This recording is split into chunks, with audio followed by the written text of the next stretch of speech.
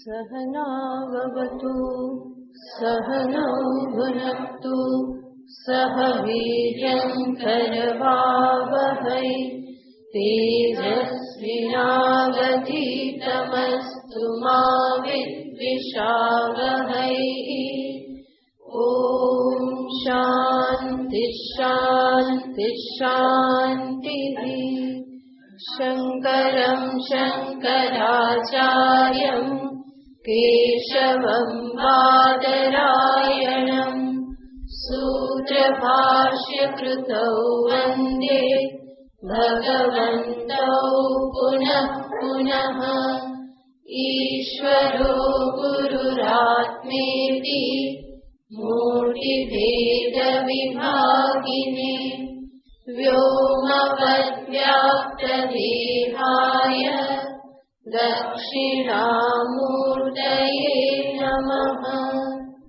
ॐ पार्थाय प्रतिबोधितां भगवता नारायणेन स्वयं व्यासेन ग्रथितां पुराणमुनिना मध्ये महाभारतम् अद्वैतामृतवर्षिणीं भगवतीम् अष्टादशाध्यायिनीम् अम्ब त्वामनुसन्दधामि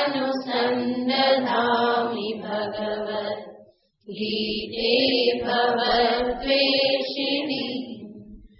यं ब्रह्मा वरुणेन्द्ररुद्रमरुतः स्तुन्वन्ति दिव्यैस्तवैः वेदैः साङ्गपदक्रमोपनिषदैः गायन्ति यं सामगाः। ध्यानावस्थिततद्गतेन मनसा पश्यन्ति यं योगिनः यस्यान्तं न विदुःसुरासुरगणा देवाय तस्मै नमः। यस्यान्तं न विदुःसुरासुरगणा देवाय तस्मै नमः। 43वां श्लोक। श्री भगवानुवाच कामात्मानस्वर्गपरा जन्म कर्म फलप्रदां क्रिया विशेषबहुलां भोगैश्वर्यगतिं प्रति भोगैश्वर्यप्रसक्तानां तया परतचेतसां व्यवसायात्मिका बुद्धिः समाधौ न विधीयते। त्रैगुण्यविषया वेदा निस्त्रैगुण्यो भवार्जुन निर्द्वन्द्वो नित्यसत्त्वस्थो निर्योगक्षेमात्मवान् यावानर्थ उदपाने सर्वतः सम्प्लुतोदके तावान् सर्वेषु वेदेषु ब्राह्मणस्य विजानतः। कर्मण्येवाधिकारस्ते मा फलेषु कदाचन मा कर्मफलहेतुर्भूः मा ते संगोऽस्त्वकर्मणि योगस्थः कुरु कर्माणि संगं त्यक्त्वा धनञ्जय सिद्ध्यसिद्ध्यो समो भूत्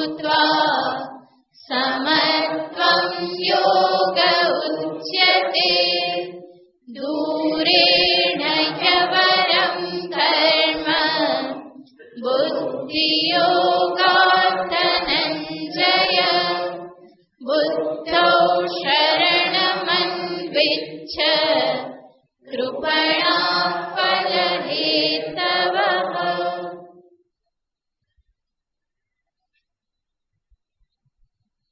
છેલ્લે ભગવાન શ્રી કૃષ્ણચંદ્રએ કહ્યું, બુદ્ધિ યોગાત કર્મ દૂરેન અવરમ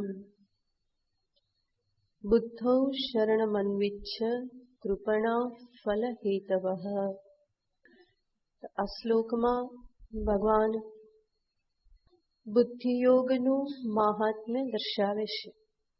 બુદ્ધિયોગ શબ્દ કર્મયોગ માટે પણ વાપરવામાં આવે છે, જ્ઞાનયોગ માટે પણ વાપરવામાં આવે છે. બુદ્ધિયોગ શબ્દ જ્યારે કર્મયોગ માટે વાપરવામાં આવે એનો અર્થ થાય છે કે જે પણ કર્મ કરો બુદ્ધિપૂર્વક, સમજદારીપૂર્વક, ઈશ્વર અર્પણ ભાવના, પ્રસાદ બુદ્ધિની સમજદારી રાખી અને કરો તો એ છે બુદ્ધિયોગ કે જે કર્મયોગ કહેવામાં આવે છે. અને બાકી બુદ્ધિ શબ્દનો અર્થ થાય છે જ્ઞાન, માટે બુદ્ધિયોગ શબ્દથી જ્ઞાનયોગને પણ કહેવામાં આવે છે. એક બુદ્ધિયોગ સાધન છે અને બીજું બુદ્ધિયોગ સાધ્ય છે. કર્મયોગ દ્વારા અંતઃકરણની શુદ્ધિ, નૈશ્ચલ્ય પ્રાપ્ત કરી અંતે જ્ઞાનયોગમાં પ્રવેશ કરી શકાય છે. તો ગઈ વખતે આપણે વિચાર કરેલો હતો, અવિદ્યા પરિવારમાંથી વિદ્યા પરિવારમાં પ્રવેશ કરવાને માટે સર્વપ્રથમ સાધન છે નિષ્કામ ભાવે કરવામાં આવતું કર્મ. આ નિષ્કામતા જે છે એ જ અંતઃકરણ શુદ્ધ કરાવે છે અને એ શુદ્ધ અંતઃકરણમાં વિદ્યાને પ્રાપ્ત કરવાની એક અભિલાષા જાગે અને એ જ અભિલાષા બીજી ઘણી બધી કામનાઓમાંથી મને મુક્ત કરી દેશે અને એ પ્રમાણે નિર્વાસનિક થયેલું અંતઃકરણ અંતે આત્મજ્ઞાનની સાધનાને માટે યોગ્ય બની જાય છે, અધિકારી બની જાય છે. તો એ વાત ભગવાન આગળ બતાવવાના જ છે. અહીંયા ભગવાન કહી રહેલા છે કે હે ધનંજય, બુદ્ધૌ શરણ મન્વિચ્છ. તો એનો અર્થ આપણે જોયેલો હતો કે એ આત્મજ્ઞાન સાધનામાં પ્રવેશ કરવાને માટે સર્વપ્રથમ કર્મયોગ જે છે એનો આશ્રય લેવાનો રહેશે. તો બુદ્ધૌ શરણ મન્વિચ્છ એ પ્રમાણે કર્મયોગ ભાવનાથી કર્મ કરી અને અંતે તું બુદ્ધિનું શરણ લે. બુદ્ધિનું શરણ લે એનો એક અર્થ આપણે કરેલો હતો કે એ જ્ઞાન માટેની ઈચ્છા, જિજ્ઞાસા અંતરમાં પ્રગટ કર. જે વિવિદિશા જેને કહેવામાં આવે છે, વેદિતુમ ઈચ્છા વિવિદિશા, જાણવાની ઈચ્છા એને કહેવામાં આવે છે વિવિદિશા. અને આવી આ જાણવાની ઈચ્છા કેવી રીતે પ્રાપ્ત થાય?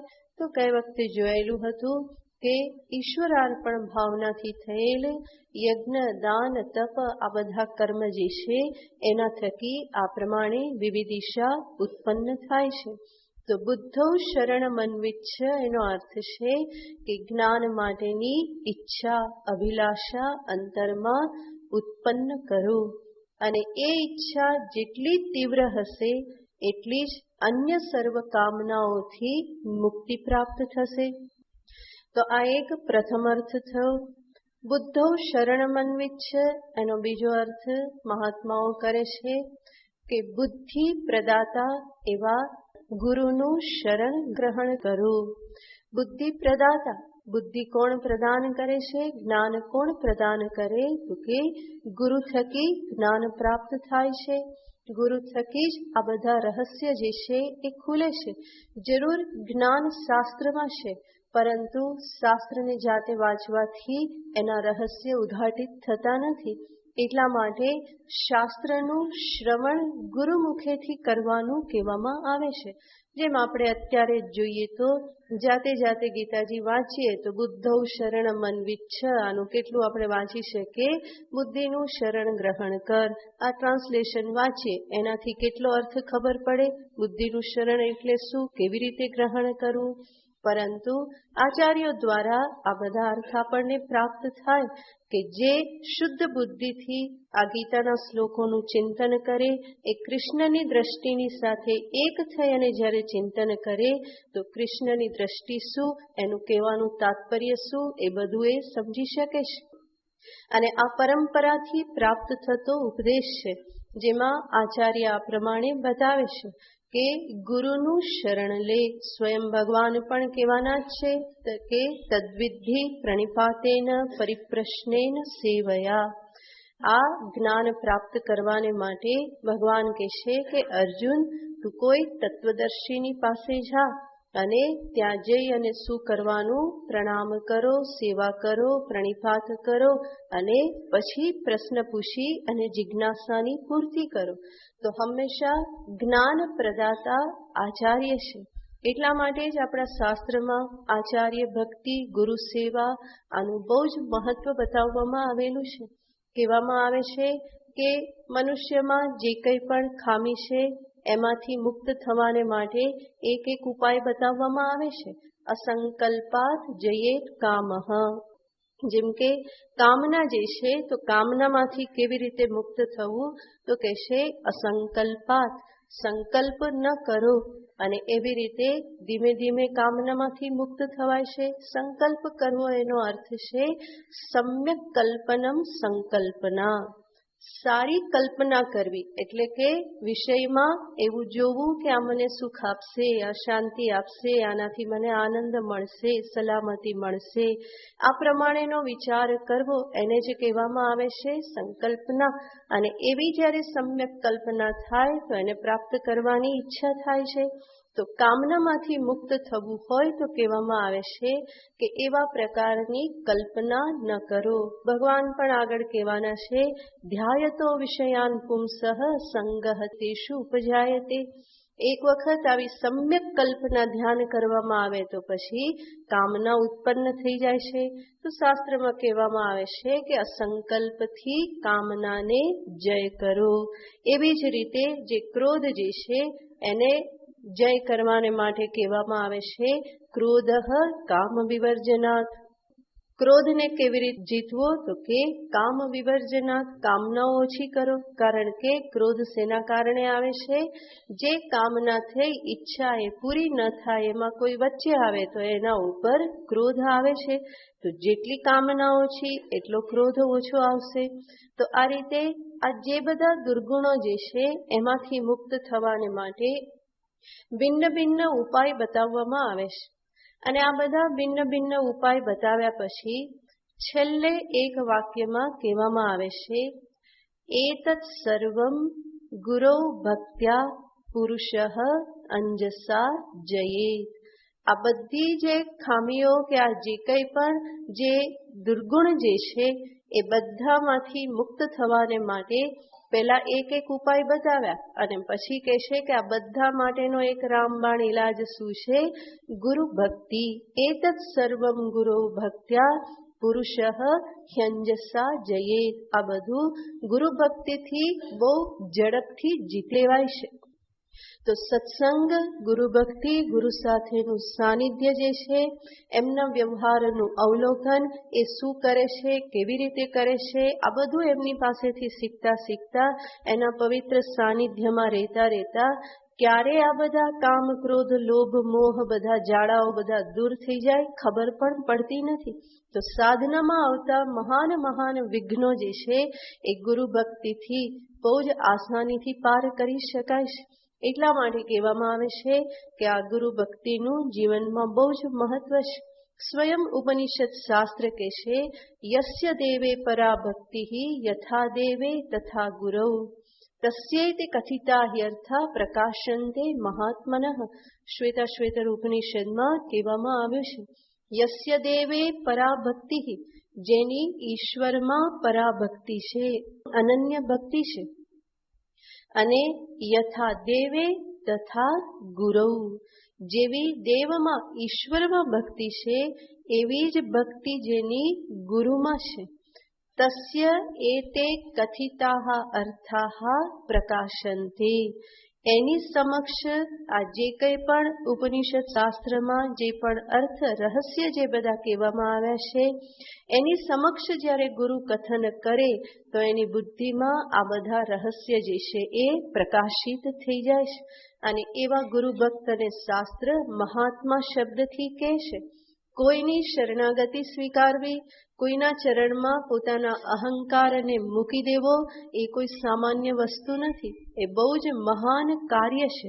એટલા માટે શાસ્ત્ર આવા ગુરુ ભક્ત, ગુરુને સમર્પિત એવા સાધકને મહાત્મા શબ્દથી કહે છે કે એવા મહાત્માની સામે આ બધા જ જે ગ્રંથો જે છે પોતાના અર્થને પ્રકાશિત કરી દેશે, એના ઉપર શાસ્ત્ર કૃપા જે છે એ વરસી પડે છે. એટલા માટે જ કહેવામાં આવે છે કે ઈશ્વર કૃપા હોય તો જીવનમાં ગુરુ પ્રાપ્ત થાય, અને ગુરુ કૃપા હોય તો જીવનમાં શાસ્ત્ર કૃપા પણ પ્રાપ્ત થાય. ગુરુ વગર શાસ્ત્ર સ્વાધ્યાય કોણ કરાવે? તો ગુરુના કારણે શાસ્ત્ર કૃપા પણ પ્રાપ્ત થાય છે. અને આ ત્રણેય કૃપાના મૂળમાં રહેલી છે આત્મકૃપા, સ્વયંની કૃપા, સ્વયંની ઈચ્છા. એટલા માટે જ વિવિધિશા કે આ જાણવાની ઈચ્છાને કરવાનું કહેવામાં આવ્યું. તો આ રીતે ગુરુનું શરણ કે ગુરુનું સાનિધ્ય, એમની પાસેથી સત્સંગ ઉપદેશની પ્રાપ્તિ કરવી એ અધ્યાત્મ સાધનામાં એક અનિવાર્ય અંગ છે. એના વગર સિદ્ધિ પ્રાપ્ત થઈ શકતી નથી. તો બુદ્ધો શરણમન્વિચ્છ, એનો આ બીજો અર્થ થાય છે બુદ્ધિ પ્રદાતા એવા ગુરુનું શરણ તું ગ્રહણ કર. એનો ત્રીજો અર્થ આચાર્યો બતાવે છે કે બુદ્ધો શરણ અન્વિચ્છ, એનો અર્થ છે ઈશ્વરનું શરણ ગ્રહણ કર. ઈશ્વરનું શરણ ગ્રહણ કર એનો અર્થ શું? તો આચાર્ય કહેશે કે અહીંયા જે આ ઉપદેશ આપી રહેલા છે એ સ્વયં કોણ છે? ઈશ્વર છે. અને એ જ ઈશ્વર અત્યારે અર્જુનના જીવન રથના સારથી બનેલા છે. તો એવા પ્રભુને તું તારા જીવન રથના સારથી પણ બનાવી દે. ગુરુનું શરણ ન લઈ શકે તો કમસે કમ ઈશ્વરને સમર્પિત થા. કોઈ મનુષ્યમાં એટલી બધી શ્રદ્ધા ન બેસે, એવું લાગે કે આ તો મારા જેવો જ છે, તો કઈ વાંધો નહીં, ઈશ્વરનું શરણ ગ્રહણ કર. કમસે કમ ઈશ્વરને પોતાનો અહંકાર સમર્પિત કર. એની ઉદારતા, એની મહાનતા, એની સર્વશક્તિમત્તા, એનું સર્વજ્ઞત્વ, આ બધું જોઈ એની વિરાટ સ્વરૂપની જે ભવ્યતા, વિશ્વરૂપ, આ બધાનું ચિંતન કરી અને ઈશ્વરની સમક્ષ તારા અહંકારને સમર્પિત કર. તો બુદ્ધો શરણ મન્વિચ્છ. ત્રીજો અર્થ કહેવામાં આવે છે કે બુદ્ધો શરણ મન્વિચ્છ, એનો અર્થ જે પ્રમાણે છે એ જ પ્રમાણે સીધો સાદો અર્થ કરીએ તો એનો અર્થ થાય છે બુદ્ધિનું શરણ ગ્રહણ કર. બુદ્ધિમાં શરણને શોધ. બુદ્ધો શરણમ અન્વિચ્છ.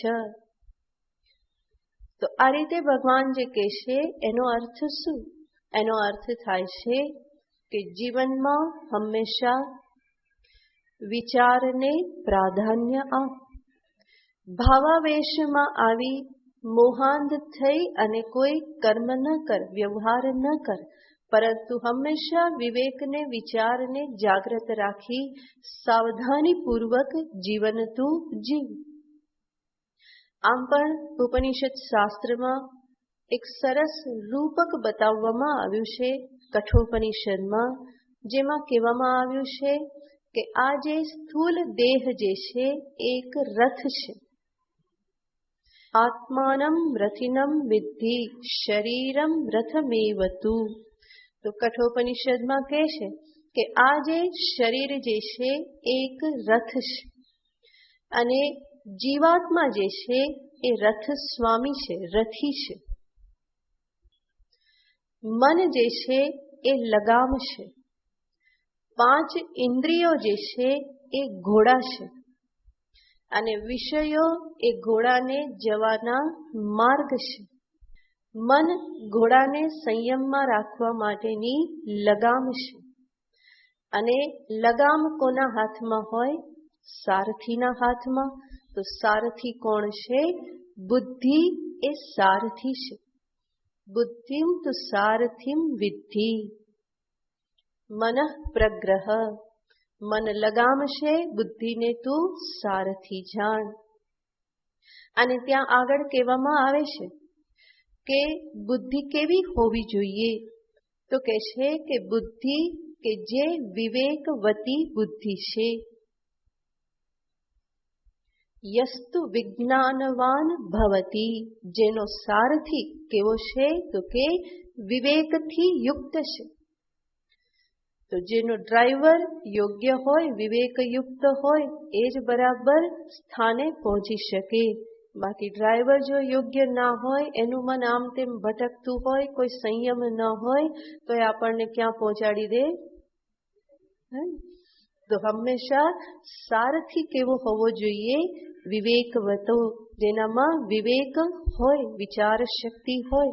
તો અહીંયા પણ ભગવાન જ્યારે કહે છે બુદ્ધૌ શરણમન્વિચ્છ, એનો અર્થ છે તારી બુદ્ધિને તું તારા જીવન રથનો સારથી બનાવ.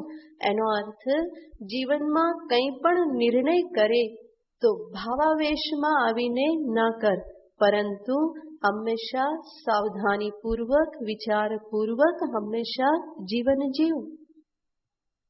એટલા માટે સંતો કહી દેશે, ચિન્મયાનંદજી પણ વારંવાર કહેતા કે સાવધાની એ જ સાધના છે. અમારા ગુરુજી પણ અમને વારંવાર કહેતા, એવી રીતે જીવન જીવો કે કોઈ તમને ઊંઘતા ઝડપી લે એવું ના થાય. ઊંઘતા ઝડપી લે એનો અર્થ બેદરકાર તમને ઝડપી લે, એવી રીતે નહીં. પરંતુ સાધકનો એક પ્રધાન ગુણ છે કે હંમેશા કેવો હોય? સાવધાન હોય. જે સાવધાન એ જ સાધક. જે સાવધાનીને જીવનમાં મહત્વ નથી આપતો, સમજવાનું કે એના જીવનમાં, એના અંતરમાં હજુ સાધકત્વ પણ પ્રગટ નથી થયું. હું સાધક થયો એવું ક્યારે કહેવાય? જ્યારે હું જીવનમાં સાવધાની કેળવવાનો પ્રયત્ન કરું.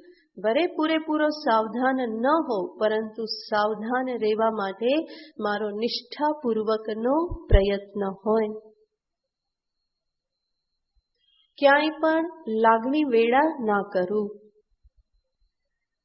આવેશમાં આવી અને કઈ ખોટા પગલાં ના ભરી લઉં કે જેથી કરીને હું મારા લક્ષ્યથી દૂર થઈ જાઉં, ઈશ્વરથી દૂર થઈ જાઉં.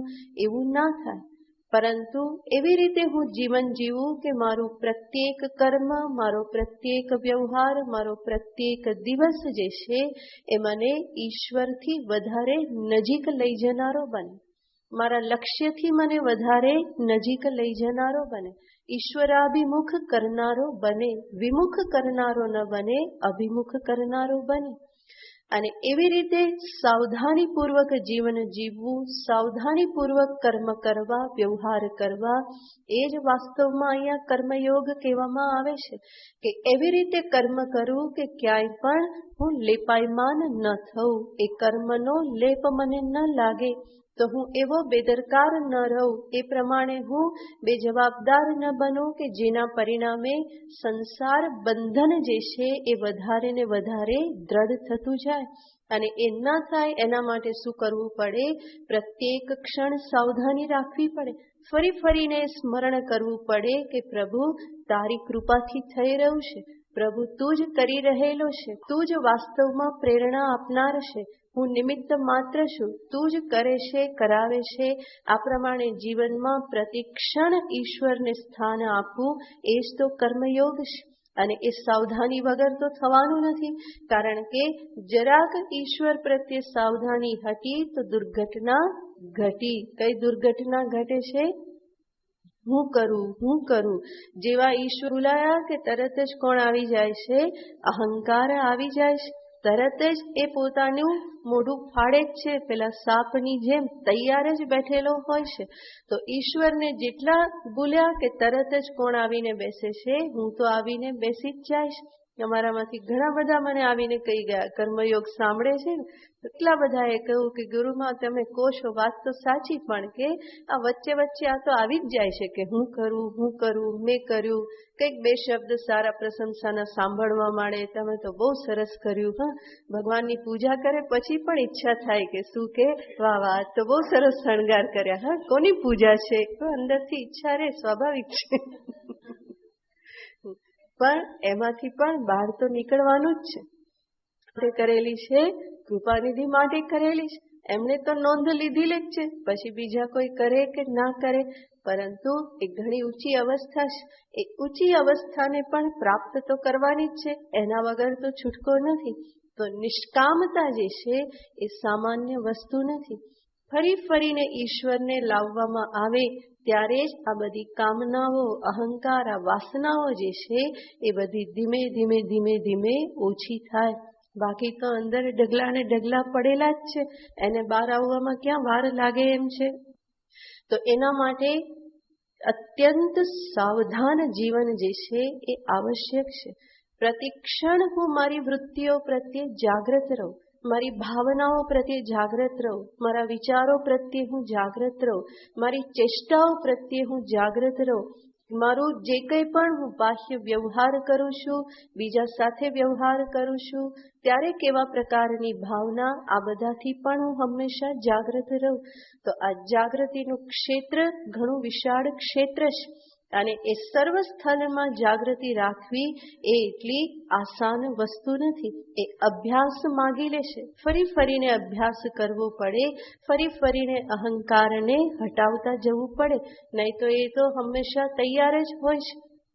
જરાક જ ક્યાંક જગ્યા મળવી જોઈએ. જગ્યા શું? જરાક વિસ્મરણ થયું કે તરત જ એ પોતાની જગ્યા હંમેશા જાણે બનાવીને બેઠેલો જ છે, અને આપણને લાગે કે જાણે આપણી સામે ખડખડાટ હશે કે છે ગમે એટલું કરને, હું તો અહીંયા બેઠેલો જ છું. પણ એ ક્યાં સુધી કહેતો રહે? આપણે જો એની પાછળ પડીએ, બરાબર સાવધાન જીવન જીવીએ, સમજદારીપૂર્વક જીવન જીવીએ, તો એ જરૂર શિથિલ થતો જ જાય. ક્યારેક ને ક્યારેક પછી એને શરમ આવવા લાગે કે હું શું કરું છું. અને જ્યારે એવી અહંકારને શરમ આવવા લાગે તો સમજવાનું કે હવે રસ્તો સરળ છે. જો એને શરમ ન આવે અને એવું લાગ્યા કરે કે ના ના, આટલું તો ધ્યાન મળવું જ જોઈએ, આટલું તો એટેન્શન મળવું જ જોઈએ, તો સમજવાનું કે હજુ માર્ગ ઘણો લાંબો છે, અંદર ઘણા બધા વિઘ્ન છે. પરંતુ જે ક્ષણે શરમ આવવા માંડે કે આવું શું વિચારું છું, આવી અહંકારની પુષ્ટિ કરી અને અંતે મને શું પ્રાપ્ત થવાનું છે, એવી જ્યારે શરમ આવવા માંડે કે આવી અપેક્ષા કેમ રહે છે, તો સમજવાનું કે હવે માર્ગ સામે પ્રશસ્ત થઈ ગયો છે, હવે માર્ગ સરળ થઈ ગયેલો છે. તો આ રીતે સાવધાનીપૂર્વક, વિવેકપૂર્વક જીવન જીવવું, એને ભગવાન અહીંયા કહેશે બુદ્ધૌ શરણ મન્વિચ્છ. એ બુદ્ધિ કે જે મારા જીવનની સારથી બની રહે, જે હંમેશા મને સન્માર્ગે લઈ જાય, જે હંમેશા મને સાચા વિકલ્પની પસંદગી કરાવે. તો એવી બુદ્ધિને હંમેશા ધ્યાન આપવું જોઈએ, એને હંમેશા સાંભળવી જોઈએ. સામાન્ય રીતે મનુષ્યના જીવનમાં બુદ્ધિ કરતા મન કે લાગણી જે છે એનો વિજય થઈ જતો હોય છે. તો બુદ્ધિ તો બિચારી ઘણું બોલ કરતી હોય, ઘણું સમજાવતી હોય, પરંતુ પેલું હૃદય જે છે, મન જે છે, માનવા માટે તૈયાર હોતું નથી. માટે બુદ્ધિ બોલીને પછી ચૂપ થઈ જાય, અને અંતે વિજય કોનો થઈ જાય છે? તો કે લાગણીઓનો વિજય થઈ જાય છે. આવેશનો વિજય થઈ જાય છે. જ્યારે આવું કહેવામાં આવે ત્યારે એવું નહીં સમજવાનું કે જીવનમાં લાગણી હોવી ના જોઈએ. લાગણી અને પ્રેમ, સૌહાર્દ આ બધું તો જીવનમાં હોય, પરંતુ લાગણીનો અર્થ થાય છે આવેશમાં આવીને, કોઈ પ્રકારના આવેશમાં આવીને, આ મોહમાં, આસક્તિના આ બધા આવેશોમાં ફસાઈને કંઈક નિર્ણય લેવામાં આવે તો એ જીવનમાં કલ્યાણકારી નથી. માટે હંમેશા વિવેકને, વિચારને હંમેશા જીવનમાં સ્થાન આપવું જોઈએ. એને ભગવાન અહીંયા કહેશે બુદ્ધૌ શરણમ અન્વિચ્છ. અને આવી રીતે જ્યારે બુદ્ધિને જીવનમાં સ્થાન આપવામાં આવે, હંમેશા વિવેક સાથે, સાવધાની સાથે જ્યારે જીવન જીવવામાં આવે તો એ વ્યવહારમાં અહંકારની ગંધ ધીમે ધીમે ઓછી થતી જશે. એટલું જ નહીં, ફળ માટેની આસક્તિ જે મનમાં રહેતી હોય છે એ આસક્તિ, કામનાઓ પણ ધીમે ધીમે શિથિલ થતી જશે. અને એ બધું શિથિલ થશે તો સંસાર બંધન પણ શિથિલ થશે. તો બુદ્ધો શરણ મન્વિચ્છ. અને જે આ પ્રમાણે બુદ્ધિનું શરણ નથી લેતા એ કોણ છે? ભગવાન કહેશે કૃપણાહ ફલ હેતવઃ. જે હંમેશા ફળને જ સામે રાખે છે, હંમેશા કઈ ને કઈ હિસાબ કરી અને ભગવાન પાસેથી, બધા પાસેથી કઈ ને કઈ મેળવવાની જે અપેક્ષા રાખે છે, ભગવાન કહેશે બધા કેવા છે? કંજૂસ છે, એ કૃપણ છે. અને એ શું છે? ફલ હેતવઃ. એ હંમેશા આ કર્મ ફલ સ્વરૂપ એવા સંસાર બંધન માટે હેતુ બની જાય છે. એ પોતે એના માટે કારણ બની જાય છે. એનો અર્થ ભગવાન કહેશે કે હંમેશા સકામતાથી કર્મ કરવું, એનો અર્થ છે બીજા જન્મની તૈયારી કરવી. આ સંસાર ચક્રને ધક્કા મારીને ચાલવા માટે હંમેશા પ્રસ્તુત રહેવું. તો અન્ય જન્મની તૈયારી થતી રહેશે. શેના દ્વારા? સકામ કર્મથી. કૃપણાહ ફલ હેતવઃ. એ ફલ સ્વરૂપ આ સંસારના હેતુ બની જાય છે. તો એવું જીવન જીવવાનો કોઈ અર્થ નથી. એને કૃપણ કહી અને ભગવાન કહી દેશે કે એવું જીવન જીવવું, એમાં મનુષ્યની કોઈ શોભા નથી. એવું જીવન તો બધા પશુ પંખી પણ જીવે છે. પંખીઓ જે છે સવારે માળામાંથી ઉડીને બહાર આવે છે અને શેના માટે? ખોરાકની શોધમાં. ચણ થોડું ચણે, પાણી પીવે, આ કરે તે કરે, સાંજ પડે ફરી પાછા ક્યાં જતા રહે? માળામાં જતા રહે. ફરી પાછા સવારે શું? એ જ માળામાંથી બહાર નીકળી ફરી દાણો શોધવા માટે જાય, ક્યાંક પાણી શોધી લે, પી લે અને ફરી પાછા સાંજ પડે ફરી માળામાં પહોંચી જાય છે. મનુષ્યનું જીવન પણ જો આવું જ હોય કે ઉઠો એવો ભાગે ને આવે એવો પડે. તો આજકાલ જીવન કેવું છે? ઉઠે એવો ભાગે.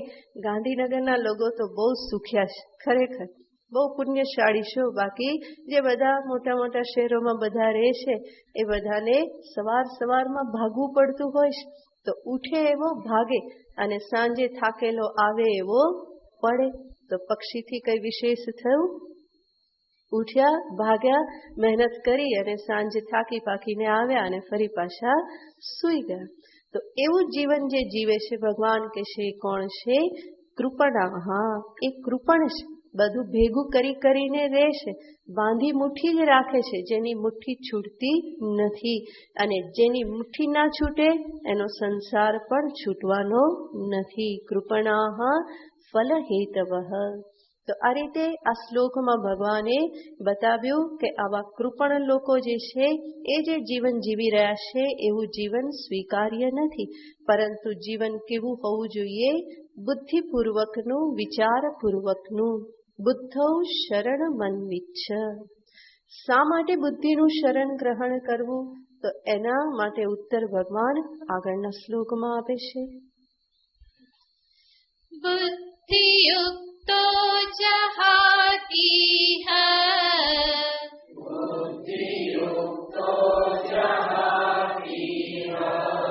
ઉભે સ્કૃત દુષ્કૃતે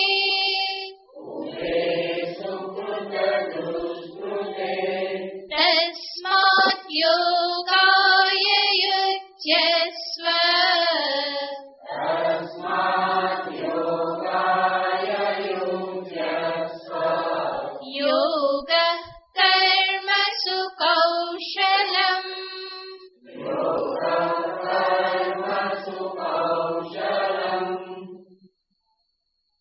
બુદ્ધિથી યુક્ત સુકૃત દુષ્કૃતે ઉભે ઇહ જહાતી.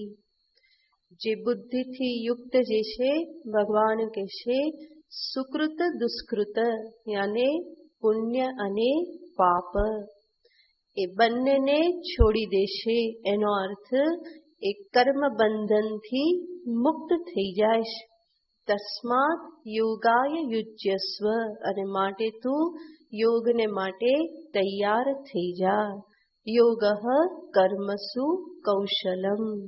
યોગ એટલે શું છે? તો કે કર્મમાં કુશળતા, એ જ યોગ છે. આ બધા જે શ્લોકો અહીંયા જે છે એમાં આપણે જોઈશું તો ભગવાન શ્રી કૃષ્ણચંદ્ર બુદ્ધિનો મહિમા ફરી ફરીને ગાય છે. તો પહેલો જે આપણે આગળ શ્લોક જોયો એમાં તો ભગવાને કહ્યું બુદ્ધૌ શરણ મન્વિચ્છ. આ શ્લોકથી પ્રારંભ કરી અને છેક 53મા શ્લોક સુધી બધામાં ભગવાન બુદ્ધિ શબ્દનો પ્રયોગ કરે છે. એટલા માટે જ મહાપુરુષો આ જે શ્લોકો જે છે એને બુદ્ધિ યોગોપનિષદ કહે છે કે આમાં શેનું નિરૂપણ છે? તો કે બુદ્ધિ યોગ. ફરી ફરીને બુદ્ધિને મહત્વ આપવામાં આવેલું છે. તો આગળના શ્લોકમાં કહ્યું હતું બુદ્ધૌ શરણ મન્વિચ્છ. અહીંયા પણ ભગવાન બુદ્ધિયુક્ત શબ્દ વાપરે છે. 51મા શ્લોકમાં પણ કહે છે કર્મજમ બુદ્ધિયુક્તાહિ. 52મા શ્લોકમાં પણ ભગવાન કહે છે યદા મોહ કલિલમ બુદ્ધિયતિ તરિષ્યતિ. 53મા શ્લોકમાં ભગવાન કહે છે સમાધાવચલા બુદ્ધિ તદા યોગમ વાપ્સ્યસી. તો આ બધા જ શ્લોકમાં ભગવાન બુદ્ધિ શબ્દનો પ્રયોગ કરે છે અને એના થકી જ આપણને ખ્યાલ આવે છે કે આપણા શાસ્ત્રમાં બુદ્ધિનો કેટલો મહિમા બતાવવામાં આવ્યો છે. બુદ્ધિનો જેટલો આદર વેદાંત શાસ્ત્રમાં કરવામાં આવ્યો છે એટલો આદર બીજે ક્યાંય જોવા મળતો નથી. બલકે આ વેદાંત જ્ઞાનની પરંપરા જે છે એમાં હંમેશા વિચારને પ્રાધાન્ય આપવામાં આવે છે. એટલા માટે જ આ વેદાંત પરંપરામાં ગુરુ ક્યારેય એવું કહેતા નથી કે હું કહું છું માટે માની લો, એવું ક્યારેય કહેવામાં નહીં આવે. બલકે હંમેશા પ્રશ્નને આવકારવામાં આવે છે. બલકે અનેક વખત એવી રીતે જવાબ આપવામાં આવે કે જેથી કરીને સાંભળનાર વિચારતો થાય અને એ પ્રશ્ન કરતો થાય. તમે અહીંયા શરૂઆતમાં જોશો અર્જુન પ્રશ્ન કરશે. અત્યારે તો અર્જુન સાંભળી રહ્યા છે, કારણ કે હજુ હમણાં તો શિષ્યત્વ ધારણ કર્યું છે ને, બહુ ડાહ્યા શિષ્ય થઈને એ ભગવાનની વાતો સાંભળી રહેલા છે. પણ પછી 3જા, 4થા, 5મા, 6થા અધ્યાયમાં અર્જુન પ્રશ્ન કરતા રહેશે. શા માટે એક પ્રશ્ન કરતા રહેશે? કારણ કે ભગવાન એના પ્રશ્નનો જવાબ જ એવી રીતે આપે છે કે ફરી એને પ્રશ્ન થયા જ કરે. અર્જુન અનેક વખત પૂછશે કે મને એક નક્કી કરીને કહો, અને ભગવાન હંમેશા એની સામે 2 વાત રજૂ કરશે. એટલે અર્જુન ફરી પાછા વિચારતા થાય, એને થાય કે હવે શું કરું. ફરી પાછા કંઈક પૂછે તો ફરી ભગવાન એની સામે વાત રજૂ કરે. તો આવું શા માટે કરે છે? કારણ કે સાંભળનાર જે છે એ વિચાર કરતો થાય. એ માત્ર ભાવાવેશમાં આવીને સાંભળતો રહે એવું ના બને. વેદાંત જે છે એ ભાવમય કે ભાવ વિભોર થઈને સાંભળવાની વસ્તુ નથી. ભગવાનની કથા સાંભળો, ગુણગાન સાંભળો, ભાવ વિભોર થઈને સાંભળો. પરંતુ વેદાંત જે છે એ વિચારમય છે. અહીંયા તો વક્તા જે કે એના શબ્દની સાથે સાથે ચાલવું પડે. અહીંયા ભાવ વિભોર બની જવાથી કામ નહીં ચાલે. અહીંયા જે કહેવામાં આવે છે શબ્દની સાથે સાથે એના અર્થને લઈ અને વક્તાની સાથે સાથે સફર કરવી પડે છે. નહીં તો એ જે કહેવા માંગે છે એ યોગ્ય રીતે બુદ્ધિસ્થ થઈ શકતું નથી. તો વિચાર કરાવવામાં આવે છે, કહેવામાં આવે છે, અને સાથે સાથે જે સાંભળે છે એને પણ વિચાર કરતો કરવામાં આવે છે. માટે હંમેશા પ્રશ્નને આવકારવામાં આવે છે. તો એવું નથી ક્યાંય કહેવામાં આવતું કે હું કહું છું માટે માની લો, ગુરુ કહે છે માટે માની લો. અહીંયા તો શાસ્ત્ર જ પરમ પ્રમાણ છે. અને શાસ્ત્ર જે કહેશે એ પણ જ્યારે આત્મ સંદર્ભના આત્મ વિષયના સંદર્ભમાં વાત કરતું હોય તો ત્યાં કંઈ માનવાનો પ્રશ્ન જ નથી, કારણ કે એ આત્મ સ્વરૂપ તો મારું પોતાનું સ્વરૂપ જ છે.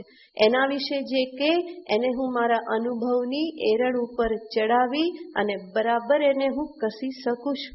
ધર્મના સંદર્ભમાં વાત કરે તો એ મારી બુદ્ધિની બહારનો વિષય છે, તો ત્યાં મારે શાસ્ત્ર જે કે તે માની લેવું પડે. પરંતુ વેદાંત પરંપરામાં ગુરુ ક્યારેય પણ એવું કહેવાના નથી કે આ માની લેવાનું છે, બલકી હંમેશા કહેવામાં આવે છે કે સમજો, બુદ્ધિ શક્તિ આપેલી છે એનાથી સમજો, સત્યને સમજવાનો પ્રયત્ન કરો. કર્મયોગ એટલે શું સમજો, એને બરાબર સમજી અને જીવનમાં એને આચરણમાં મૂકો. ખાલી કર્મયોગ શબ્દ બોલવાથી કોઈ કર્મયોગી થઈ જતું નથી. તો કર્મયોગ એટલે શું એ આ બધું સમજવું પડે. એની પાછળની સમજદારી શું છે, કેવા પ્રકારનો વિચાર એની પાછળ રહેલો છે, એના થકી મારે ક્યાં પહોંચવાનું છે, કર્મયોગનું અધ્યાત્મ સાધનામાં સ્થાન શું છે, આ બધું પહેલા સમજવાનું કહેવામાં આવે છે. અને એ સમજણનો બહુ જ આદર કરવામાં આવે છે. માટે જ ભગવાને કહ્યું બુદ્ધૌ શરણમન્વિચ્છ, બુદ્ધિનું શરણ લે. જે પણ તું સત્સંગ કરે છે, સાંભળે છે, એમાં જેટલું પણ ડાપણ પ્રાપ્ત થયું, જેટલી સમજદારી ખીલી, એનું શરણ લઈ અને હવે આગળનું જીવન તું જીવ. જેટલું તને સમજ પ્રાપ્ત થઈ, જેટલો પ્રકાશ પ્રાપ્ત થયો, એને જીવનમાં આચરણમાં મૂકી અને આગળના જીવનને તું જીવ. તો બુદ્ધિનો આટલો બધો આદર અન્ય કોઈ શાસ્ત્રમાં જોવામાં આવતો નથી, બલકી કહેવામાં આવે છે આ પ્રમાણે કીધું માટે માની લેવાનું. પ્રશ્ન પૂછો તો શું કહેવામાં આવે કે પ્રશ્ન પૂછવાના નહીં, અહીંયા તો શ્રદ્ધાથી કામ લેવાનું, માની લો. પરંતુ વેદાંત શાસ્ત્રમાં એવું ક્યારેય કહેવામાં આવતું નથી. ગુરુ પણ ક્યારેય એવું નહીં કે, અને જો ગુરુ એ પ્રમાણે કે તો સમજવાનું કે જરૂર કંઈક ગરબડ છે, અહીંયા કંઈક કમી છે, કંઈક ખામી છે, એવું જરૂર સમજવાનું. કારણ કે વેદાંતના આચાર્ય ગુરુ ક્યારેય પણ એવું નહીં કે હું કહું માટે માની લેવાનું, પ્રશ્ન નહીં કરવાનો, શ્રદ્ધા જ રાખવાની, એવી રીતે ક્યારેય કહેવામાં આવતું નથી. જરૂર શ્રદ્ધાનું એક સ્થાન છે, શ્રદ્ધાનો નિષેધ કરવામાં નથી આવતો, કારણ કે મનુષ્યનું સ્વરૂપ જ શ્રદ્ધા છે. ભગવાન 17મા અધ્યાયમાં કહેવાના છે શ્રદ્ધામયોયમ પુરુષ. આ પુરુષ કેવો છે? શ્રદ્ધામય છે. તો શ્રદ્ધાનું પણ અહીંયા એક સ્થાન છે. એ શું છે આપણે પહેલા વિચાર કરેલો છે, ફરી જ્યારે વિષય આવશે ત્યારે જોઈશું. પરંતુ આ જ વેદાંતની એક વિલક્ષણતા છે કે જ્યાં શ્રદ્ધાને પણ સ્વીકારવામાં આવે છે, એટલે કે ભારોભાર તમારા હૃદયની ભાવનાનો પણ સ્વીકાર કરવામાં આવે છે, અને સાથે સાથે બુદ્ધિ શક્તિ જે છે એને પણ સાથે સાથે એટલું જ મહત્વ આપવામાં આવે છે. તો વિચારનો માર્ગ છે, અને વિચારના માર્ગમાં વિચારને બંધ કરી દેવામાં આવે તો કેવી રીતે ચાલે? તો આ બધામાં ભગવાન અહીંયા જે કહેવાના છે એમાં બુદ્ધિનું મહાત્મ્ય આપણને સ્પષ્ટ થાય છે કે કેટલો આદર કરવામાં આવે છે. અને એના થકી સાથે સાથે આપણે એ પણ સમજીએ છીએ કે એક મનુષ્ય તરીકે મને શું વિલક્ષણતા પ્રાપ્ત થઈ છે? આ બુદ્ધિ શક્તિ છે. અને એનો જ મારે ઉપયોગ કરી અને મારા જીવનમાં કલ્યાણને મારે પ્રાપ્ત કરવાનું છે. અને એ બુદ્ધિને વિવેકવતી બનાવવા માટે જ આ સત્સંગ, ગીતા સ્વાધ્યાય, આ બધા સાધનો છે. એમાંથી જ ખબર પડે કે શું કરવાનું, શું નહીં કરવાનું. તો આ બધા શ્લોક જે છે એમાં ભગવાન બુદ્ધિનું મહાત્મ્ય બતાવવાના છે. આપણને ખ્યાલ આવે છે કે જીવનમાં આવી વિચાર શક્તિ, બુદ્ધિ શક્તિનું કેટલું બધું મહત્વ છે. એટલા માટે ક્યાંક સંતો કહેતા હોય છે કે મનુષ્ય જે છે એ જે પોતાની મોટાઈ કહેતો હોય છે કે હું મોટો છું, એ મોટાઈ કેવી રીતે નક્કી થાય? તો 4 વર્ણ જે કહેવામાં આવે છે, બ્રાહ્મણ, ક્ષત્રિય, વૈશ્ય અને શૂદ્ર. તો એમાં આ કોઈ વ્યક્તિ મહાન છે કે મોટો છે એવું કેવી રીતે નક્કી કરવામાં આવે છે? તો કહેવામાં આવે છે કે બ્રાહ્મણ જે છે એમાં કોઈ મહાન છે કે મોટો છે શેના આધારે કહેવાય? તો કે વિદ્યાના આધારે. વિદ્યાનું ત્યાં મહાત્મ્ય છે. માટે જે વિદ્યા જે જાણે છે, જેણે વિદ્યા પ્રાપ્ત કરી, એ કેવો કહેવાય? મહાન કહેવાય. તો ત્યાં વિદ્યા બલથી વ્યક્તિ મહાન કહેવામાં આવે છે. ક્ષત્રિય જે છે ત્યાં શરીર બલથી એ મહાન છે. વૈશ્ય મહાનતા શેનાથી માને છે? ધનથી. વેપાર ધંધો સારો ચાલે અને ધન મળ્યું તો એ શું કહેવાય? મહાન કહેવાય. અને શૂદ્રમાં મહાનતા શેનાથી? તો કે ઉંમરના આધારે. આ પહેલા જન્મ્યા માટે કેવા કહેવાય? મોટા કહેવાય, મહાન કહેવાય. તો આ બધા માપદંડ છે. ઉંમરના આધારે મોટા કહેવાય, ધનથી કહેવાય, બલથી કહેવાય, વિદ્યાથી કહેવાય. આપણે જોવાનું કે આપણે આપણી મહાનતા કે મોટાઈ શેનાથી સિદ્ધ કરવા માંગીએ છીએ. માત્ર ઉંમરથી હું મોટો છું માટે માની લો એવું કહેવામાં આવે તો એને શું કહેવાય? કઈ વૃત્તિ કહેવાય? શૂદ્ર વૃત્તિ કહેવાય. તો એટલા માટે જ અનેક વખત જ્યારે ઝઘડા થતા હોય, ચર્ચા થતી હોય, ત્યારે પછી વડીલ શું કે, તારા કરતા મેં વધારે દિવાળી જોઈ છે, હે ને? આ દિવાળી જોઈ છે એનો અર્થ શું? કેટલા વર્ષો હું મોટો છું. તો વાત તો સાચી, અનુભવનું ભાથું છે, બરાબર છે. પરંતુ એટલા માત્રથી આપણે આપણી મોટાઈ સિદ્ધ કરવા માંગીએ તો એ શૂદ્ર વૃત્તિ કહેવાય. માત્ર ધનથી હું મને પોતાને મોટો માનું તો એ વૈશ્ય વૃત્તિ કહેવાય. શરીર બલથી પોતાને મોટો માનું તો એ ક્ષત્રિય વૃત્તિ કહેવાય. અને વિદ્યા બલથી હું પોતાની મહાનતા સિદ્ધ કરવા પ્રયત્ન કરું તો એ બ્રાહ્મણ વૃત્તિ કહેવાય.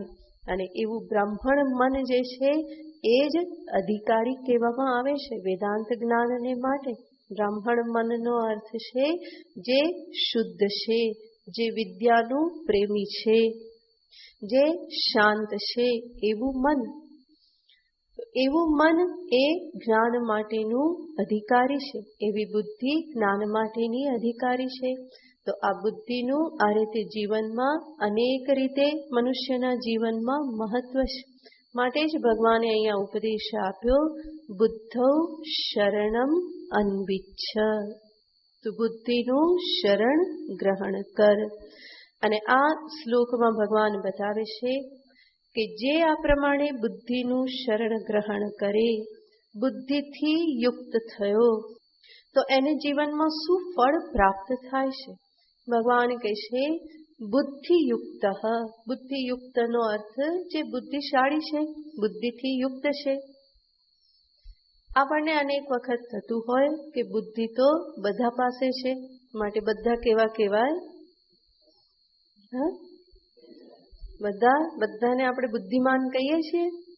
બુદ્ધિ તો બધા પાસે છે, પરંતુ આપણે આ બુદ્ધિમાન છે, બુદ્ધિશાળી છે. બુદ્ધિશાળી એનો અર્થ શું? જેની પાસે બુદ્ધિ છે. તો એ આપણે કોને કહીએ છીએ? બધાને કહીએ છીએ.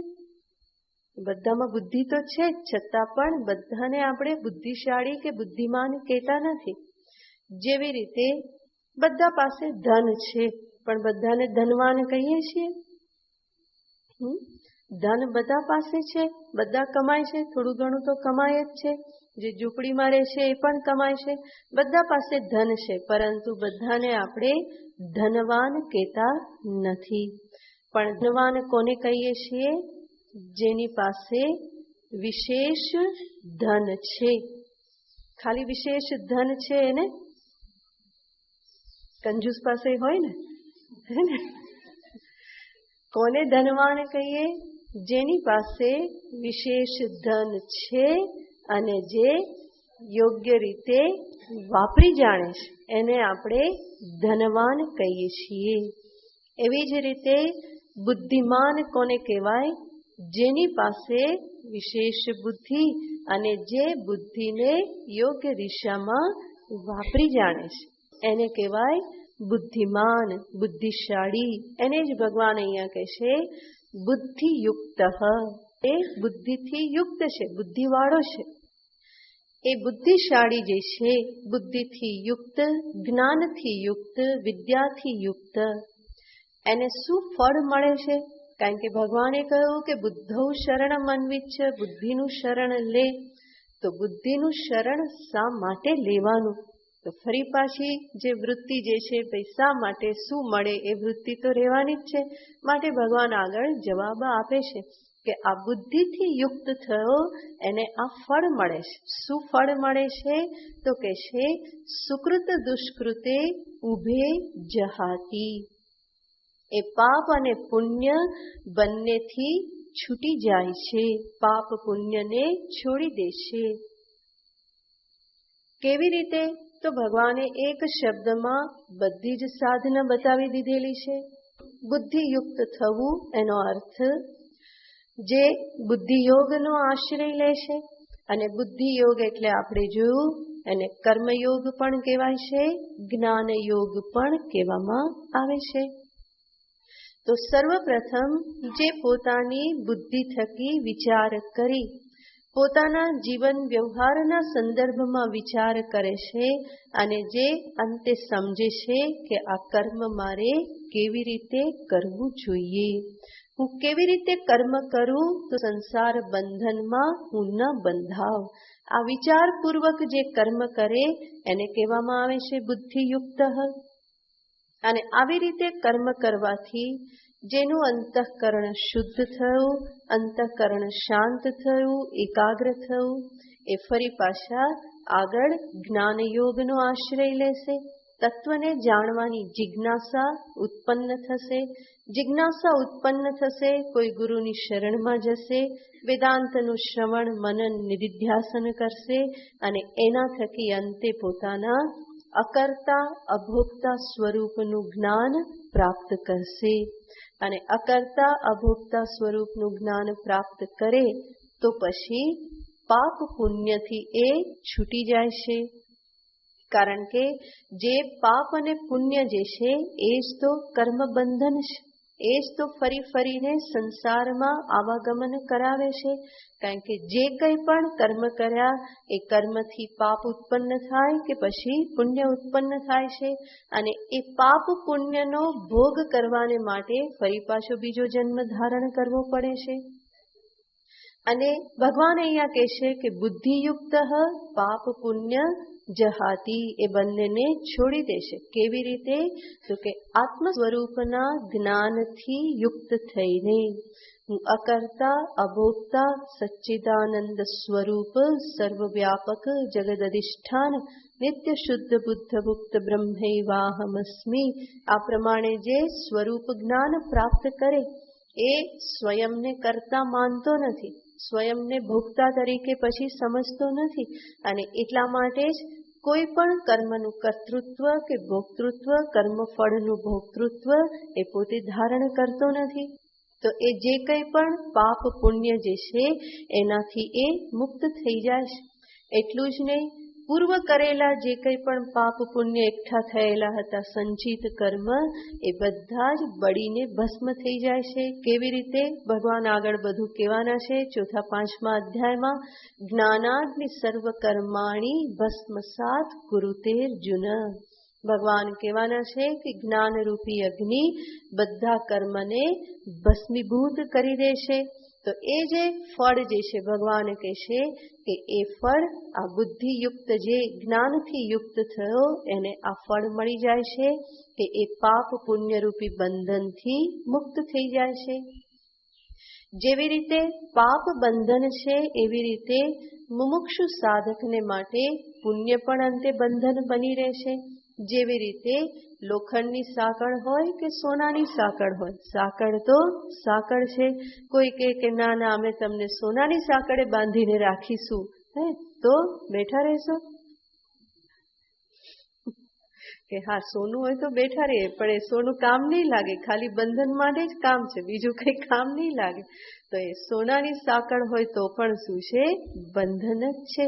તો પુણ્ય પાપ તો બંધન છે જ, પરંતુ પુણ્ય જો હશે તો પુણ્યથી પણ શું થશે? ફરી ભોગ ભોગવવા માટે, પુણ્ય ભોગ કરવા માટે પણ આવવું તો પડે જ છે. માટે જે જ્ઞાન જે છે શું કરે છે? પાપ અને પુણ્ય બંનેથી જીવને છોડાવી દેશે. પોતાના સર્વવ્યાપક બ્રહ્મ સ્વરૂપમાં સ્થિત કરી દેશે કે જ્યાં નથી કર્તૃત્વ નથી ભોક્તૃત્વ. અને એટલા માટે ઉભે સુકૃત દુષ્કૃતે જહાતી, એ બંનેને છોડી દેશે. માત્ર જ્ઞાન થાય પછી જ નહીં, જ્ઞાન નથી થયું, સાધક અવસ્થામાં છે ત્યારે પણ એ ધર્માધર્મથી ઘણી બધી અંશે મુક્ત થઈ જાય છે. જીવનમાં જે આવો કર્મયોગી કે જે બધું ઈશ્વરને અર્પણ કરી રહેલો છે, સ્વાભાવિક જ છે કે એના જીવનમાં એ અધર્મ આચરણ નહીં કરે. કારણ કે ભગવાનને જો અર્પણ કરવાનું હોય તો એ હંમેશા કેવું હોવું જોઈએ? શુદ્ધ હોવું જોઈએ. ભગવાનને ભોગ ધરાવવાનો હોય તો કેવો હોવો જોઈએ? શુદ્ધ હોવો જોઈએ. તો જે કંઈ પણ શુદ્ધ હશે ભગવાનને અર્પણ કરશે. જે નિષિદ્ધ છે એ તો ભગવાનને અર્પણ કરવાનો નથી અને ભગવાનને ભોગ લગાવવા વગર સ્વયં પોતે લેવાનો નથી. એટલા માટે સ્વાભાવિક જ એનું જીવન કેવું થઈ જશે? સાત્વિક જીવન થઈ જાય છે. તો ભગવાનને તો શુદ્ધ વસ્તુનો જ ભોગ ધરાવાય. એવું તો નહીં થાય કે ભગવાનને શરાબ ધરાવી દીધો અને ખાઈ લીધો. કેટલાક એવું કરતા હોય કે ભૈરવનાથની ઉપાસના કરે, જેને પીવું હોય એ શું કરે કે ભૈરવનાથ તો આ બધું પીવે, શું કહેવાય? પ્રસાદ કહેવાય. તો એવી રીતે પોતાની વાસનાને પૂર્તિ કરવા માટે જે જીવતો હોય એના માટે તો અહીંયા ઉપદેશ નથી. સાધકને ઉપદેશ આપવામાં આવે છે કે જે આ પ્રમાણે કર્મયોગ ભાવનાથી જીવન જીવે, જે પોતાના દરેક કર્મને ઈશ્વરને અર્પણ કરી રહેલો છે. યત કરોશી યદ સ્નાસી યજ્જુહોસી દદાસી યત, જે ભગવાન કહે છે, તો એ એવા જ કર્મ કરશે કે જે ભગવાનને અર્પણ થઈ શકે. અધર્મનું આચરણ એ સ્વયં જાણી જોઈને તો નહીં જ કરે. અને જે કંઈ પણ ધર્મ કર્મ કરે છે કોને અર્પણ કરી દેશે? ઈશ્વરને અર્પણ કરી દેશે. અને ભગવાન જે ફળ આપી રહેલા છે, ફળદાતાને જ ફળ ફરી પાછું આપી દેશે કે ત્વયા કૃતમ ત્વમેવ ફલભુક માધવ. મધુસૂદન સરસ્વતીજી મહાન અદ્વૈતાચાર્ય થઈ ગયા. અદ્વૈત સિદ્ધિ ગ્રંથ લખ્યો અને પછી કહે છે ત્વયા કૃતમ ત્વમેવ ફલભુક માધવ. આ તે કર્યું અને આનું ફળ તું જ ભોગવ, મારે કંઈ જોઈએ નહીં. તો એ એટલા નિષ્ઠાવાન મહાન આચાર્ય, પરંતુ ભગવાનને આ પ્રમાણે કહી દઈશ. તો કર્મયોગ ભાવનાથી જે જીવન જીવે એ પણ આ પ્રમાણે ભગવાનને બધું અર્પણ કરતો જાય છે. અને એવી જ રીતે એ ધીમે ધીમે નિષ્કામતાને પ્રાપ્ત થઈ અને અંતે પોતાના નિર્વિકલ્પ બ્રહ્મ સ્વરૂપને પ્રાપ્ત કરી લે છે. અને અંતે સર્વ પાપ પુણ્યમય કર્મબંધન રૂપી જે સંસાર જે છે એનાથી મુક્ત થઈ જાય છે. ભગવાન કહે છે કે અર્જુન, આ બુદ્ધિ યોગનું આટલું મહાન ફળ છે અને એટલા માટે તસ્માત યોગાય યુજ્યસ્વ, માટે હે અર્જુન યોગને માટે યુજ્યસ્વ, જોડાઈ જા, તૈયાર થઈ જા. યોગાય યુજ્યસ્વ, યોગને માટે તું જોડાઈ જા, તૈયાર થઈ જા. અહીંયા આપણને સ્વાભાવિક એક પ્રશ્ન થાય કે ભગવાન અહીંયા યોગ શબ્દનો પ્રયોગ શા માટે કરે છે? સામાન્ય રીતે યોગ એટલે ક્યાં વપરાય છે? અષ્ટાંગ યોગ, યોગ સાધના જે છે. ભગવાને આ સાધનાને ફરી પાછી યોગ શબ્દથી શા માટે કહે છે? તસ્માત યોગાય યુજ્યસ્વ, અહીંયા યોગ શબ્દનો પ્રયોગ શા માટે કરે છે? એટલા માટે કે યોગ જે આપણે જાણીએ છીએ અષ્ટાંગ યોગ, તો ત્યાં યોગ શબ્દનો અર્થ કહેવામાં આવેલો છે યોગશ ચિત્તવૃત્તિ નિરોધ. ચિત્તવૃત્તિનો નિરોધ એ છે યોગ.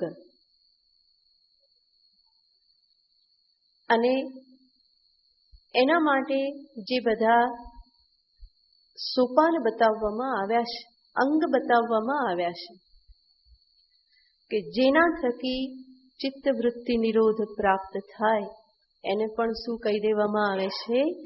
યોગ શબ્દથી કહેવામાં આવે છે. કોઈ પ્રાણાયામ સાધના કરે તો એને શું કહેવાય છે? શું કરે છે? યોગ સાધના કરે છે. અને યોગાસન, આસનને તો યોગાસન કહી જ દેવામાં આવે છે. તો આસન પણ એક અંગ છે, પ્રાણાયામ એક અંગ છે. અને એ બધાને પણ શું કહી દેવામાં આવે છે? યોગ કહી દેવામાં આવે છે. અને આજકાલ તો યોગ શબ્દ આ બેમાં જ ખતમ થઈ ગયો છે. પ્રાણાયામ અને આસન એટલું કરે તો પેલો શું કે હું શું કરું છું? યોગ કરું છું, યોગા કરું છું. યોગ ને હું શું કરું છું? યોગા કરું છું. એ પાછું એવું બોલે તો જ મોડર્ન લાગે. યોગ કરું છું એવું કે તો એ દેશી લાગે, એ ઇન્ડિયન લાગે. અને યોગા કરું છું તો ક્યાંથી રિટર્ન છે ને. તો એ એટલામાં યોગ શબ્દ રૂઢ થઈ ગયેલો છે. પણ કહેવાનું તાત્પર્ય છે કે એ બધા જ અંગ જે છે એ બધાને શું કહેવામાં આવે છે? તો કે એ જે એનું અનુષ્ઠાન કરવામાં આવે તો એને યોગ જ કહેવામાં આવે છે. યમ નિયમનું પાલન એ પણ યોગ સાધના છે. પ્રાણાયામ, પ્રત્યાહાર, આસન આ બધી પણ યોગ સાધના કહેવામાં આવે છે. એ બધાને શા માટે યોગ કહી દેવામાં આવે છે? કારણ કે યમ, નિયમ, આસન, પ્રાણાયામ આ બધું જ ચિત્ત વૃત્તિનો નિરોધ કરવામાં સહાયક છે. માટે એને પણ યોગ કહી દેવામાં આવે છે. હવે અહીંયા જ્યારે ભગવાન કહેશે બુદ્ધિ યોગ, કર્મયોગ, આ કર્મયોગ જે છે એ પણ શું કરે છે? ચિત્ત વૃત્તિનો નિરોધ કરે છે. કઈ રીતે? તો કે પહેલા કર્મ કરતી વખતે, ફળ પ્રાપ્ત કરતી વખતે હંમેશા શું થતું હતું? આ મેળવી લઉં, પેલું મળી જાય, આ ઉદ્વેગ અંતરમાં ધારણ થતો રહેતો. અનેક પ્રકારના સંકલ્પ વિકલ્પથી મન હંમેશા ભરેલું રહેતું હતું. પણ હવે ઈશ્વરાર્પણ ભાવનાથી જ્યારે કર્મ કરવામાં આવે અને ફલને માટે પ્રસાદ બુદ્ધિ રાખવામાં આવે તો પછી આ ફળના સંદર્ભની જે અનેક પ્રકારની વાસનાઓ, કામનાઓ જે ઉત્પન્ન થતી રહેતી હતી એ બધી કેવી થઈ જાય છે? ધીમે ધીમે શાંત થાય છે. તો કર્મયોગ જે છે એ પણ આ પ્રમાણે મને વાસનાઓમાંથી મુક્ત કરી અને મારી વૃત્તિઓને કેવી કરે છે? શાંત કરે છે. એટલા માટે ભગવાન એના માટે યોગ શબ્દનો પ્રયોગ કરે છે. બધી જ સાધનાને માટે યોગ શબ્દનો પ્રયોગ થાય છે. ભક્તિ યોગ, જ્ઞાન યોગ આ બધું જ શું કરે છે? ચિત્તને સમાહિત કરે છે, વૃત્તિઓને સમાહિત કરે છે. માટે એને યોગ શબ્દથી કહી દેવામાં આવે છે. અહીંયા પણ ભગવાન કહે છે તસ્માત યોગાય યુજ્યસ્વ. અર્જુન, માટે તું કર્મયોગને માટે તૈયાર થઈ જા. કર્મયોગને માટે તું જોડાઈ જા. તસ્માતનો અર્થ આગળ જે ભગવાને કહ્યું કે બુદ્ધિયુક્ત જે છે એ સંસાર બંધનથી મુક્ત થઈ જાય છે. સકામ કર્મ તો ઘણું અવર છે. બુદ્ધિનું શરણ લેવામાં જ તારું કલ્યાણ છે. કૃપણ બની ફલ હેતુ બનીશ તો તું કૃપણ કહેવાઈશ. અને બુદ્ધિથી યુક્ત થઈ જીવન જીવીશ તો પાપ પુણ્યથી મુક્ત થઈ જઈશ. માટે તસ્માત, તસ્માતનો અર્થ શું થાય? માટે યોગાય યુજ્યસ્વ. યોગને માટે તું તૈયાર થઈ જા. યોગ કર્મસુ કૌશલમ. ફરી ભગવાન એક વખત રિપીટ કરી દેશે કે યોગ એટલે શું? યોગ શું છે? કર્મસુ કૌશલમ. કર્મના વિષયની કુશળતા, કર્મમાં કુશળતા, એને ભગવાન કહેશે યોગ. આપણને અહીંયા પણ સ્વાભાવિક પ્રશ્ન થાય કે આગળ ભગવાને શું કહેલું હતું? યોગનું લક્ષણ સમત્વમ યોગ ઉચ્યતે. સમત્વને યોગ કહેવામાં આવે છે. અને અહીંયા ભગવાને શું કહ્યું? કર્મસુ કૌશલમ યોગ. કર્મમાં કુશળતા એ યોગ છે. અને આગળ ભગવાને શું કહ્યું? સમત્વમ યોગ ઉચ્યતે. તો સ્વાભાવિક પ્રશ્ન થાય કે ભગવાને વ્યાખ્યા બદલી નાખી કે શું? પહેલા શું કહ્યું? તો કે સમત્વમ યોગ ઉચ્યતે. અને પછી ભગવાનને શું થયું હશે કે ના ના, પહેલા કીધું એ તો બરાબર નહીં, હવે શું કહેવાનું? કે આપણને આપણા જેવા જ વિચાર આવે છે. ઘણી વખત બોલીને બદલવું પડતું, એટલે આપણને એમ થાય કે ભગવાને પહેલા આમ કીધું અને હવે ભગવાને ફરી લક્ષણ બદલી નાખ્યું. ભગવાને કહ્યું કર્મસુ કૌશલમ યોગ, પરંતુ એવું નથી. બંને જે લક્ષણ ભગવાને કહ્યા, બંનેનો અર્થ સમાન જ થાય છે. ભગવાને આગળ કહ્યું સમત્વમ યોગ ઉચ્યતે, સમત્વને જ યોગ કહેવામાં આવે છે. અને અહીંયા ભગવાને કહ્યું કર્મસુ કૌશલમ યોગ, કર્મમાં કુશળતા એ યોગ છે. વિચાર કરતા ખ્યાલ આવે કે કર્મમાં કુશળતા એટલે શું? તો એનો જવાબ એ જ મળે કે સમત્વ એ જ કર્મમાં કુશળતા છે. અને માટે સમત્વમ યોગ ઉચ્યતે, કર્મસુ કૌશલમ યોગ, તો કર્મમાં કુશળતા એ જ શું છે? સમત્વ છે. અને માટે એનો અર્થ શું થયો? યોગ શું છે? સમત્વમ યોગ. આગળ પણ કહ્યું સમત્વમ યોગ. તો બંને જે લક્ષણ કે વ્યાખ્યા જે છે એમાં વાસ્તવમાં કોઈ ભેદ રહેલો નથી. કેવી રીતે ભેદ નથી એનો વિચાર પછી કરીશું. ઓમ પૂર્ણમદ પૂર્ણમિદં પૂર્ણાત પૂર્ણમુદચ્યતે પૂર્ણસ્ય પૂર્ણમાદાય પૂર્ણમેવાવશિષ્યતે. ઓમ શાંતિ શાંતિ શાંતિ. હરિ ઓમ શ્રી ગુરુભ્યો નમઃ. હરિ ઓમ.